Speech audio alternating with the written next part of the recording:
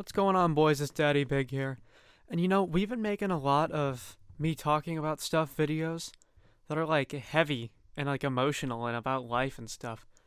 And I think, as much as I enjoy talking about that stuff, I thought, we should probably make some lighthearted content too. So earlier today, right, I was preparing to attend an online meeting and I hadn't eaten in a while, so I wanted to go up and maybe I had like 10 minutes, maybe grab something to eat real quick. So I go upstairs, right? And I open a drawer and I see a bag of semi-sweet chocolate chips for baking. And I take the bag and I start eating them like popcorn. You know what I mean? And it's like this isn't the first time I've just eaten like not even mind you, not like milk chocolate chips. They're like semi-sweet, so like they're kind of bitter, but like I don't know, man. Semi-sweet chocolate chips are pretty tasty by themselves. But I guess this is like so that kind of brings me to the whole topic of the video, and that's guilty pleasures. And I guess it's like what even is a guilty pleasure, you know what I mean? Cuz I mean, I think the whole idea is it's like s- something you do. I feel like it typically might involve food, but like something you do that just like kind of personal you don't really want other people to know about, or like not so much personal as like more so just like the kind of thing you don't tell people about, you know what I mean? I think that's what it means. But in any case, I thought I just like here's the thing, right? For most of the videos where I talk, before I start, I'll get out a piece of paper and make a list of the different points I want to hit so that I can keep so that I can like get a plan and keep it's still improvised, but so that I can get a plan and keep things moving and keep things structured. But for this, I have no idea what I'm going to talk about. So like as far as guilty pleasures go, I mean it's like I guess I guess one of the only things that really comes to mind for me would probably be like, okay, hear me out, eating in the shower. So whenever anybody hears that, they're always like, "Oh my gosh, that's gross." And I mean, here's the thing. Everyone always asks me how I what I do when the food gets wet, right? But like I just don't get it wet. And I think that's the part that confuses people. And I'm very pristine and clean about it. I bring the food into the bathroom on a little napkin, set it on the counter. You know, as I'm getting ready for the shower, I keep one hand clean. You know, away from like touching the shower and stuff. And then that's the food hand. And then like I jump into the shower, turn the water on with my other hand that's not holding whatever it is I'm eating. And then you don't get the food wet. To me, the whole point of the experience of eating in the shower is just, you know, facing away from the shower head and just letting the hot water run down your back as you're eating something. You know what I mean? And it's like it's not like I eat full meals or like bring silverware. I always like bring stuff that I can just eat and not have any packaging or silverware or anything to deal with. But like there was one time on a there so I had been gone. There was one time in my sophomore year of high school, I had missed a week of school because of hand, foot, and mouth disease. And then I came back to school for a couple of days, and I missed the rest of the week after that because I got another virus. I don't even remember what it was. It might have just been like a really bad cold. But I missed practically 2 weeks of school, right? And I get back to my honors English class, right? And like I hadn't been keeping up with the book we were reading. And my teacher was like, "Oh, that's fine. You'll get days to make it up." But then we had a reading assignment as I was in school, right? So it was like I got back on a Monday and the assignment for that Monday night was to read like I don't know, chapter 18 through 21 or something. So then the next day we have a quiz over that. And I'm like, "Hey, English, I say to my teacher, I'm like, "Hey, you know, I haven't even read what I was supposed to read like a hot minute ago yet. I haven't even read up to like chapter 14." And she was like, "Well, the assignment for yesterday when you were at school was to read those chapters. You have to take the quiz." And I was like, "Okay, bro." So I had no idea what I was talking about. I just totally BS'd the whole thing. But it was one of those moments where I got a little mischievous spark And for one of the questions, it was like, gosh, what was it? It was like, what is like, I don't even remember what the question was, but I answered it with like a recipe for what I call the shower sandwich. And the shower sandwich is honestly, like, out of context, it's pretty gross. But like, here's what I do: I'll take a piece of whole wheat bread, like sliced, right? Spread some mayonnaise on it, whatever's in the fridge. Typically, it ends up being like a Hellman squeeze bottle of like olive oil mayonnaise, and then I just put like a piece of white cheddar deli cheese on top of that and fold it in half. So it's literally just bread, mayonnaise, and cheese, and I just prepare that and eat it in the shower. And it's like, everyone always tells me that that sounds like it tastes really gross. Like, whenever I explain the shower sandwich to people, they're more concerned about the recipe than they are the act of eating in the shower, which I think is hilarious. But in any case, I guess that's like my main guilty pleasure. You know what I mean? It's like, I don't know. I mean, I guess the other thing too is I'm just like extremely open about things that I do. Not even just like on this channel. I just will like tell people about my life, and they'll just be like, "What?" But yeah, I kind of share that stuff.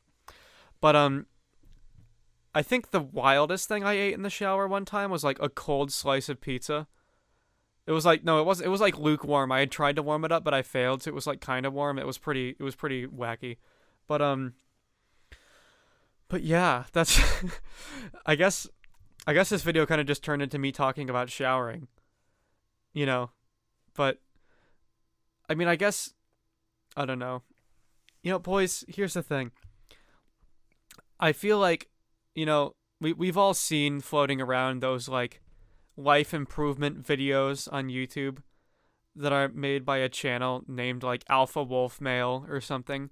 And like they always talk about how you need to take cold showers in the morning and stuff, and it's like, to be honest, okay, hear me out, right? So I like a nice warm welcoming shower, but it's like, to be honest, like if I'm trying to go to bed right after I shower, then it's like I you know, I what I like to do is, cuz like, when you're taking a really hot shower, you get hot, and then when you crawl into your bedding, you like sweat cuz you're wet. And it's like, what I like to do is I'll get a shower hot and then just like pour cold water on my head at the end, and that feels amazing. Oh my gosh. But here, okay. So this isn't really a guilty pleasure either, but like, hear me out, boys. So I I always shower like before going to bed. And like everyone I talk to says that they shower in the morning. You know what I mean? It's like they always say like, "Oh, you got to get ready for the day." But it's like, I don't want to go to bed with everything from the day on me. You know what I mean? I want to go to bed like clean, feeling clean, because I don't want my bed to be gross, and it's like, I don't know. But back to the topic of the video. I mean, like, the thing is, I can't really think of anything else that would really be considered a guilty pleasure for me. But on the topic of eating in strange places, one time I brought like, like those like Smart Ones microwavable meals, like, like the like three cheese ziti one. I heated that up and brought it with me into the, like, as I was like literally taking a dump. It was just like a cycle: food out, food in. And the only thing I remember about that experience is that the plastic tray was hot, and it was burning my thighs. That's about all I remember. But this is by far the dumbest video I've ever recorded. But like, yeah, so I just don't know if I really have any like, I guess like the whole like eating food in the shower is probably the biggest actual guilty pleasure I have. But I guess kind of like, okay, getting into other stuff. This isn't something I'm like guilty of per se, but I guess another thing for me would be like, as a musician, right? The thing is, I don't really listen to music that often for fun. I might listen to music to analyze it from, a musical standpoint, or just, that kind of stuff. But it's, and it's kind of like, it's rare that I can find music that I actually just enjoy casually listening to. So I guess that music that I casually enjoy is kind of like a guilty pleasure in a way. So like, I don't know. there are like a few things, right? I don't know if you guys have ever heard of the band Tally Hall, but they're really good. They are, yeah. I was actually introduced to Tally Hall by a friend, and I was like, whatever, I'll check this out. It might be all right, you know. And then I was just like blown away at how like innovative the sounds were. The reason why I like Tally Hall so much is like all of their songs sound completely different, but it's still the Tally Hall sound. You know what I mean? Would recommend listening to Tally Hall. Marvin's Marvelous Mechanical Museum. That's the album I have listened to. I haven't listened to Good and Evil, but Quadruple M is it's a really good album. And another one too is I guess, you know, well we'll get there, but I think another one for me is probably Japanese city pop. My favorite artist is Maria Takeuchi. I have almost all of her original CDs. Right, like literally, I'm looking at them right now. I have the whole collection, and CDs are fun for me. I guess that might be kind of a guilty pleasure, owning CDs, because like I don't know, there's something just authentic about it. You know what I mean? I know like CDs are weird because they're like not cool like vinyl, and like they're not that old yet, but nobody uses them anymore, really. So like, cause like not even for like movies, like people just stream movies, you know. And it's like I don't know. It sucks. I drive an older car, and it's like my car has a CD player in it, right? And it just makes me sad that like newer cars usually don't have them. I don't know. But yeah, Japanese city pop is like probably my favorite genre to listen to casually. Maria Takeuchi is my favorite artist. I think that probably my favorite album of hers is either Love Songs or University Street. Would highly recommend. I would say if I had to pick one, it would be University Street, but it's really tough. And obviously, you know, I was introduced to the whole genre of Japanese city pop with Plastic Love, which is like just an absolutely ethereal song. It's amazing. But also I'm sorry if I'm butchering the name Maria Takeuchi. I don't know. But another couple artists that I'm not as big into, but still like Miki Matsubara and like I'm really bad at this one. Taiko Onuki, I think that's how you say it.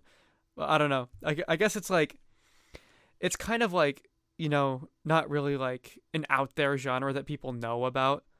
And but you know, I'm not really ashamed. I just, you know, I think it's fun music. But and I think I think potentially the most guilty pleasure like we get for me as far as music I listen to would probably be Vocaloid. And I was actually also introduced to Vocaloid by a friend, the same friend that showed me Tally Hall actually. And it was like back in the quarantine days that I first started listening. I remember like tuning into online school and just like listening to Vocaloid in the background.